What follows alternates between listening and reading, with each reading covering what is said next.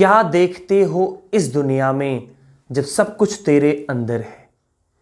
क्यों देखते हो औरों में जब तेरा मन ही दर्पण है? नमस्कार, मैं संतोष यादव आप सभी का स्काई फाउंडेशन में स्वागत करता हूं। आज की क्लास यूपी बोर्ड की क्लास 12th की फिजिक्स की क्लास है। और फिजिक्स में क्या पूछा जाता है, फिजिक्स में क्या इंपॉर्टेंट है, खासकर जब से एनसीईआरटी लागू हो गई है तब से एग्ज़ाम पैटर्न कैसे चेंज हुआ है, एनसीईआरटी के क्वेश्चन कैसे पूछे जाने लगे हैं एग्ज़ाम में, इन सब पे हम चर्चा करेंगे। तो डरना बिल्कुल नहीं है। अधिकतर बच्चे हम देखते हैं कि ज़्यादातर बच्चे डेरिवेशन से डर जाते हैं, न्यूमेरिकल से डरते हैं। तो आपको बिल्कुल डरना नहीं है, चाहे वो डेरिवेशन हो, चाहे न्यूमेरिकल हो, चाहे थ्योरी हो, सबको बहुत अच्छे से समझेंगे। आपको ग्रुप में अगर कोई है, जैसे आपके फ्रेंड सर्किल में है, आपके दोस्त हैं, उन तक इस वीडियो को शेयर कर दें अधिक से अधिक और उन्हें बताएं कि फिजिक्स में अगर कोई भी डाउट है तो स्काई फाउंडेशन आपको हर डाउट को क्लियर करने के लिए तैयार है। तो आप जल्दी से जल्दी और लोगों को जोड़ दें। हम ऐसा फिजिक्स बता देंगे आपको, ऐसी परिभाषाएं कैसी बनती हैं। होता क्या है कि बच्चे फिजिक्स में परिभाषाओं को रटना शुरू कर देते हैं, डेरिवेशन को रटने लगते हैं, न्यूमेरिकल को तैयार करते हैं। रट कैसे सकते हैं? मैं तो ये नहीं समझ पाता कि अगर दो चार हो तो समझ में आता है। इतनी परिभाषाएं हैं, इतनी डेरिवेशन से, इतने मात्रक बीमा है, आप कैसे रट सकते हैं? रटना नहीं है, बनाना सीखना है। तो मैं आपको बताऊंगा कि कैसे परिभाषाएं बनाई जाती हैं, मैं आपको बताऊंगा कि कैसे डेरिवेशन बनाए जाते हैं, कैसे डेरिवेशन किए जा सकते हैं, क्या लिंक्स हम याद कर सकते हैं। न्यूमेरिकल तो यूं सॉल्व हो जाएगा, कोई दिक्कत नहीं होने वाली। तो आज हम अपने पहले टॉपिक को समझेंगे। जो हमारा पहला टॉपिक है वो है हमारा कूलाम्स लॉ, कूलाम का नियम और वैद्युत क्षेत्र। तो कूलाम का नियम क्या है इसको जानेंगे। कूलाम का नियम और वैद्युत क्षेत्र, उससे जानने से पहले हम कुछ और जानेंगे, वो है आवेश। आपको भी पता है कि आवेश क्या है, अगर नहीं पता है तो मैं बता देता हूं। आवेश, ये आवेश हो सकता है यदि यह अपने चारों ओर वैद्युत और चुंबकीय क्षेत्र उत्पन्न कर दे। तो आवेश की परिभाषा क्या बनेगी कि वह बिंदु जो अपने चारों ओर क्या करे, वैद्युत तथा चुंबकीय क्षेत्र उत्पन्न करे, वही आवेश है। आवेश दो प्रकार के होते हैं, आपको भी पता है, धन आवेश, ऋण आवेश। आवेश को ना तो नष्ट किया जा सकता है, ना ही उत्पन्न किया जा सकता है। इतनी चीजें जाननी है। आवेश का मात्रक कूलाम होता है और सीजीएस पद्धति में जो मात्रक आवेश का होता है वो होता है स्टैट कूलाम। अब हम समझेंगे कूलाम्स लॉ। बहुत कुछ है इस टॉपिक में पढ़ने के लिए। कूलाम्स लॉ इसलिए इंपॉर्टेंट नहीं है कि पूछा ही जाता है। कूलाम्स लॉ इसलिए भी इंपॉर्टेंट है क्योंकि कुछ जो डेरिवेशंस हैं इन पे पूछे जाते हैं। जैसे कि किसी बिंदु आवेश के कारण वैद्युत क्षेत्र की तीव्रता निकालना, कोई वलय है, एक समान रूप से आवेशित वलय है, उसके कारण वैद्युत क्षेत्र की तीव्रता ज्ञात करना। इस टॉपिक में जो कुछ और इंपॉर्टेंट है वो है वैद्युत द्विध्रुव, उस पर जो कुछ डेरिवेशंस है वो, और प्लस न्यूमेरिकल्स। इतने ही कुछ हमें पढ़ना है इस टॉपिक में। तो हम समझेंगे क्या है कूलाम्स लॉ। कूलाम्स ने बहुत एक अच्छी बात कही, उन्होंने बहुत सिंपल तरीके से बताया कि हमारा एक चार्ज आवेश है Q1, एक चार्ज आवेश है Q2, इसके बीच का कुछ दूरी होगी, कुछ डिस्टेंस होगा, तो हमने R मान लिया, राइट। उन्होंने क्या कहा कि दो स्थिर बिंदु आवेशों के मध्य, दो स्थिर बिंदु हैं, बिंदु आवेश हैं, ये स्थिर इसलिए है कि अगर स्थिर ना रहें तो ये मोशन कर सकते हैं, तो स्थिर बिंदु कहना आवश्यक है। तो दो स्थिर बिंदु आवेशों के मध्य लगने वाला आकर्षण या प्रतिकर्षण बल। मैंने आकर्षण या प्रतिकर्षण क्यों कहा?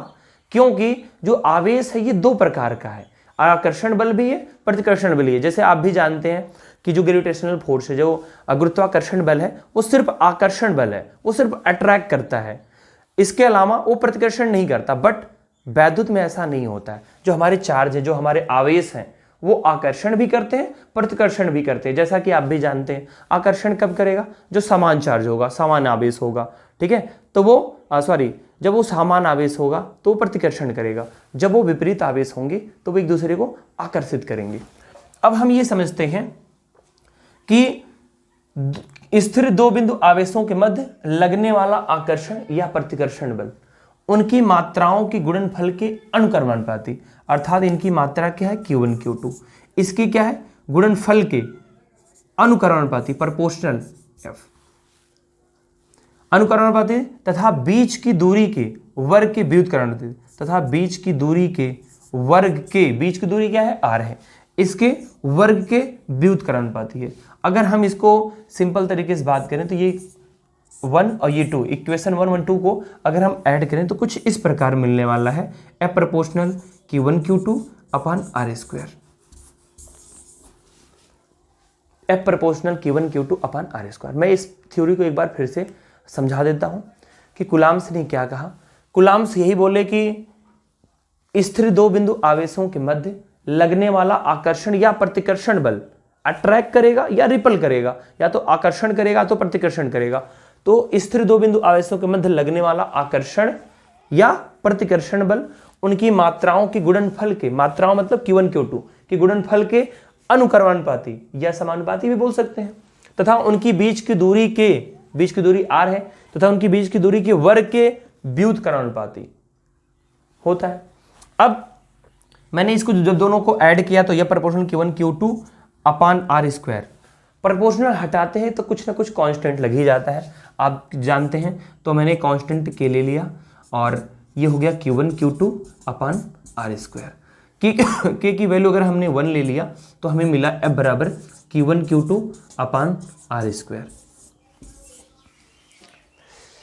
के की जगह पे कभी कभी हम 1/4 पाई एप्सिलॉन नॉट भी रखते हैं।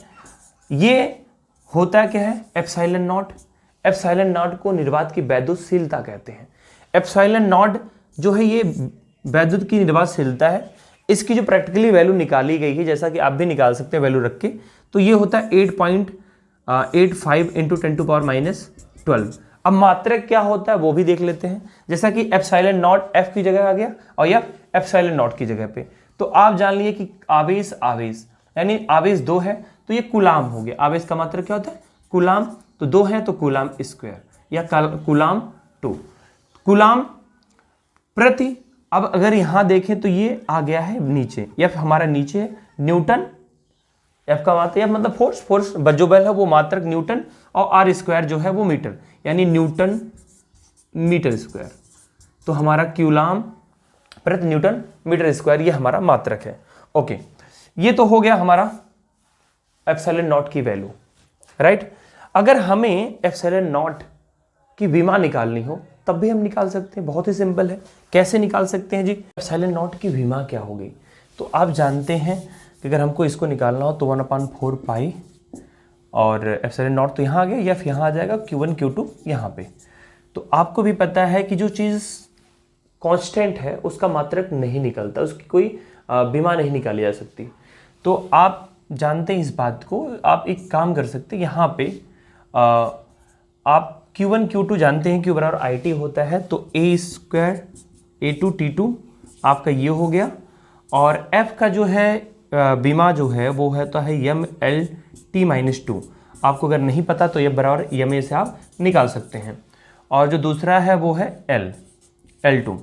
अब आप ओवरऑल देखें तो M को ऊपर ले जाएंगे तो M पे माइनस ये हो जाएगा, और L आपका यहाँ 2 है, एक यहाँ 3, तो L-3, T2 ऊपर जाएगा तो T2 4 हो जाएगा, A2 और T2 पावर 4।